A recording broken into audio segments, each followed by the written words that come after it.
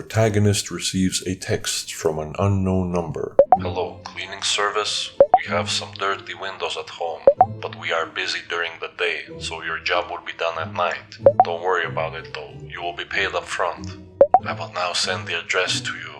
The protagonist arrives at the house. Alrighty, time to... Oh my goodness, this house is freaking huge! That is a lot of windows to clean. I hope I brought enough supplies. He looks around the fancy neighborhood in awe. So this is where out-of-touch Nepo babies are born. He rings the bell and waits for the gate to open. Should I press it again? There we go.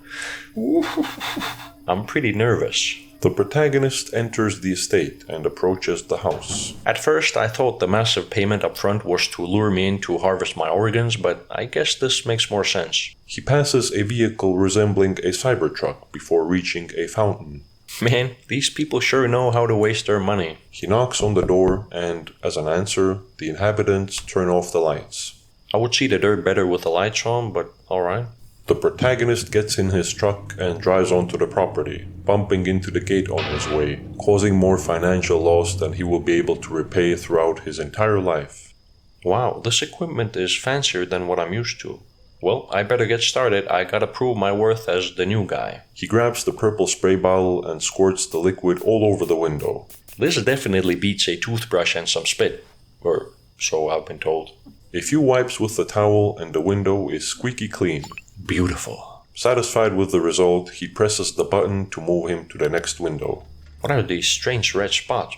No matter. My mighty liquid will make quick work of it. And so it does. The simple dust particles are no match for the protagonist. His vicious wipes annihilate the dirt, yet the dark red stains remain. I see. The red spots require a little bit more firepower. He grabs the sponge and goes ham on the red stains. Light work, baby. Oh, needs more liquid, eh? He applies the chemical one more time. Man, all this spraying really makes me want to pee.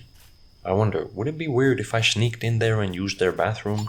He decides to hold it in for the time being and moves on to the next window. Window number 3.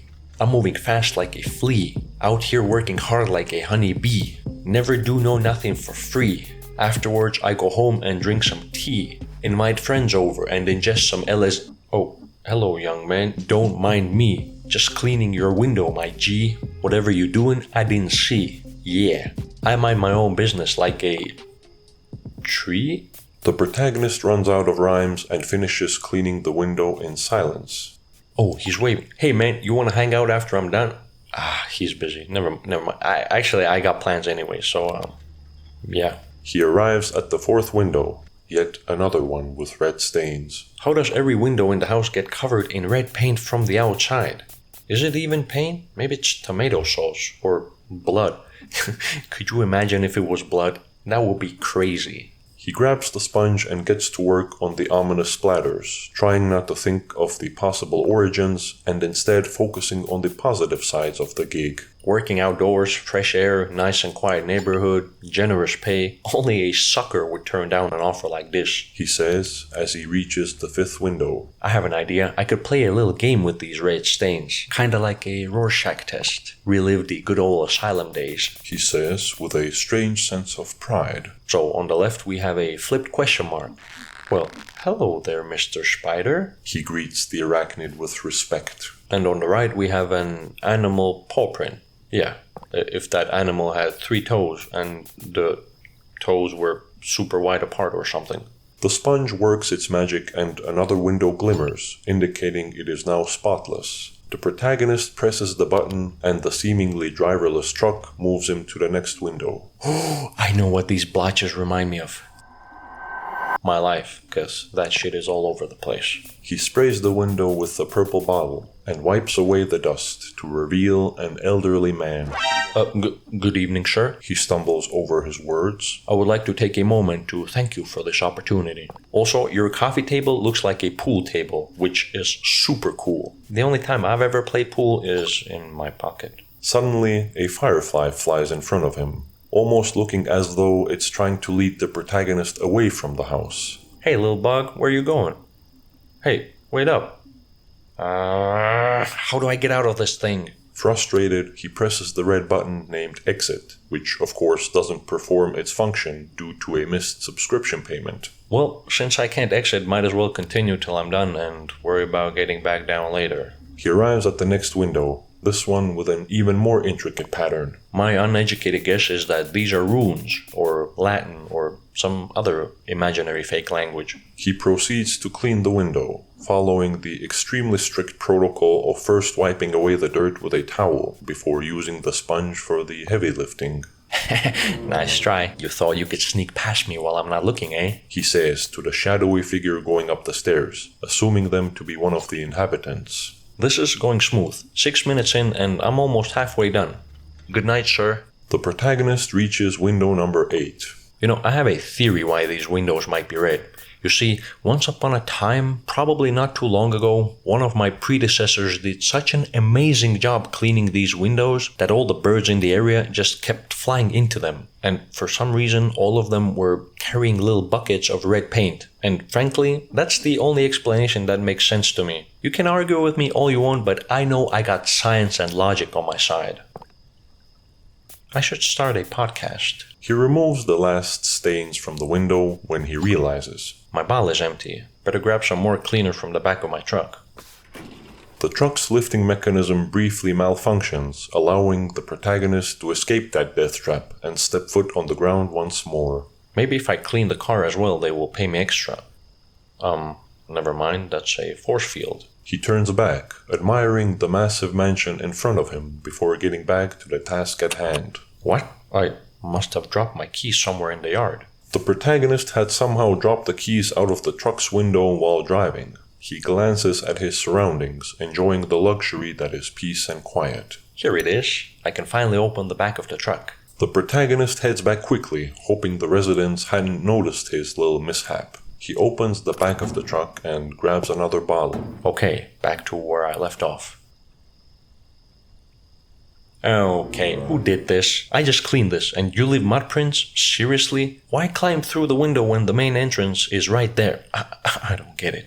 You know what? I'm not cleaning this again. You better put some goddamn respect to Mr. Cleany's name. Frustrated, the protagonist moves on to the last window on the first floor. This little red L on the window is the only L I'll be taking tonight. Cleaning is the perfect activity for the occasion, allowing him to relax and regain focus. He continues to work his magic, erasing the stains with the fervor of 1,000 groundskeeper willies. Almost done, just a little more squirting followed by a little bit of rubbing. Bam! Finished. With every window on the first floor clean, he orders the machine to lift him to the second floor. Hey, these stains kind of look like Mr. Cleany, with the unibrow, the crooked eyes, the unmoving frown of constant disappointment. He continues cleaning, doing his best to quickly wipe away his boss's judgmental and disapproving mug. I see you, hiding under the bed. He chuckles. Look, kid, we can play hide and seek later. I gotta finish up these windows first, alright? Another job well done. The protagonist presses the button to move to the next window. Wow, he remarks. It's pretty crazy how birds carrying paint bumping into the windows left behind marks that look exactly like human handprints. Man, nature is fascinating. With the dirt gone, he grabs the sponge and wipes away what he believes to be a nature's miracle. Yeah, it sucks, but I'm a window cleaner, not a park ranger. One more stain to go. He sprays it with the chemical and wipes it off effortlessly. You got me good, my dude. The protagonist takes a moment to recover from the unexpected spook and then presses the button. Not gonna lie, that was a pretty cool mask. Looked like Dream on ecstasy. He gets into proper position and begins the process. He floods the window with the purple liquid like he's trying to impress a potential spectator on the other side of the glass. Oh, looks like we have a birthday party on our hands. Well, they do, not me. I don't think I'm invited. The protagonist stares at the birthday cake in the distance, unable to stop himself from drooling all over his equipment. He stares for a moment before realizing how creepy he's being and continues cleaning the window. Hey, it's this guy again. Wow, he's so good at hide and seek. Don't worry, my dude. I won't tell them you're behind the door. The protagonist stares for a few more moments before suddenly feeling sick in the stomach. Oh, I think I need to hurl. Come on, machine. Let me down like you always do. Panicking and desperate, he swallows the vomit. Looks like yesterday's breakfast burrito became today's dinner. Hey man, these windows may be dusty, but my eyes are not, okay? He proclaims with pride as he notices the masked person. I wonder how many people live in this mansion. I bet they even have maids. Do maids count as residents? Would a window cleaner count as one? Hold up, maybe I could move in. Yeah, I think I might be onto something here. The protagonist is nothing if not a hustler, always looking to move up in the world. Just a little more professional sponge work and another window is glimmering with cleanliness. Man, I'm so good at this. What do I even need Mr. Cleany for? I can just steal his truck and customers and start my own thing. I imagine that's how startups probably work. As I am writing this, I am running out of clever commentary to say while the protagonist cleans the window. My man is on the prowl, about to spook the ladies from behind. Yep, there he goes. He's someone I would call an expert sneaky man. Oh no! They dropped the cake. Looks like it was a strawberry cake as well. Oh, what a waste. I mean, I guess I could clean it up for an extra fee. Just need to get the mop from the truck. Or not. It appears the universe is working against the protagonist. Sounds like someone's playing Call of Duty. Okay, now I really need to pee. Come on, Button, don't mess with me.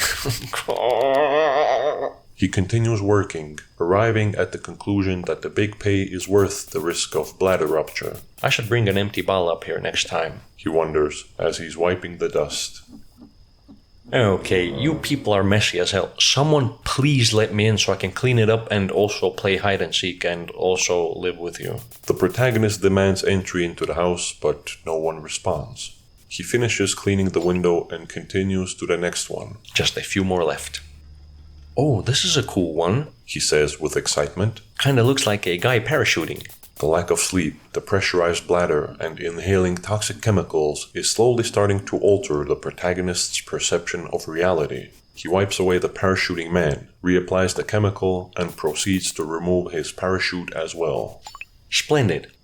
Only 3 more to go. He accidentally presses the red button before finding sufficient coordination to click the green one to move him forward. This splatter reminds me of blood spatter, which under normal circumstances would be spooky, but I've already deduced that it is in fact impossible for it to be blood. He wipes away the dust to reveal an empty room with nothing but a ladder and a chair. Hey buddy, where are you going with a mannequin? My man is into some freaky stuff, but you know what? I ain't mad at it. I've seen rich people do way worse. He ignores the red stains on the floor, having made peace with the fact that the inhabitants of the house seem to thrive in chaos. Masks and mannequins definitely beat baby oil and freak-offs. The protagonist has been spraying and scrubbing for what feels like hours. At this point, he's operating on muscle memory alone while looking through the window, hoping to gain glimpses into the personal lives of the residents. Come on, guys. I know someone took the mask from the table. You don't need to hide yourselves. We're basically a family at this point. The protagonist arrives at the last window of the second floor, while the last of his sanity is on the verge of leaving. Yo, am I crazy or does this stain look like a human heart? And the 2 smaller ones look like kidney stones. As he wipes the window, he notices a fedora on the floor, accompanied by a mask. That's what the guy from earlier was wearing. And by guy, I mean my best friend. The protagonist's weird flex is met with silence. Knowing him, he's probably hiding in the corner somewhere, waiting to scare my bladder empty. He looks but finds no one.